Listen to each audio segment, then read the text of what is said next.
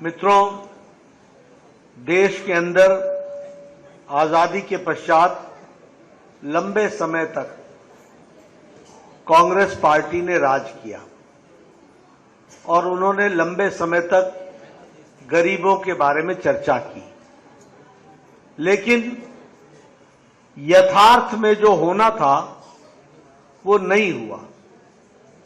और जब मैं ये कहता हूं कि यथार्थ में नहीं हुआ तो कहने के लिए नहीं कहता हूं। गरीबों की चर्चा लाल किले के मैदान से, प्राचीर से जवाहरलाल नेहरू जी ने 9 बार की थी, 9 टाइम्स, 14 भाषण दिए, जिसमें से 9 बार उन्होंने गरीबों के बारे में चर्चा की। और उस समय 50% से ज्यादा गरीबी भारत में थी। इंदिरा गांधी जी ने 4 बार गरीबी की बातचीत लाल किले के प्राचीर से अपने स्वतंत्रता के भाषण में उन्होंने कही, लेकिन उनके समय गरीबी 60% रही, 60%, और महंगाई 30% बढ़ गई, यानी गरीबों की और हालत खराब हुई।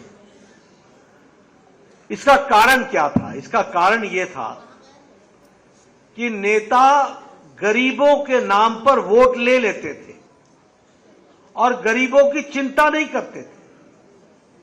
और गरीबों की चिंता नहीं करते थे इसलिए यह नारा बनकर के रह गया था।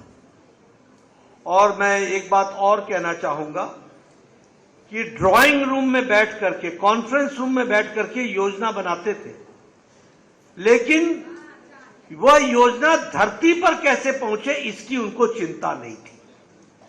इसलिए गरीब गरीब रहा, गरीबी हटाओ का नारा चलता रहा, गरीबी गई नहीं, गरीब भी रहा, गरीब हटाओ का नारा भी रहा और गरीबी भी रही।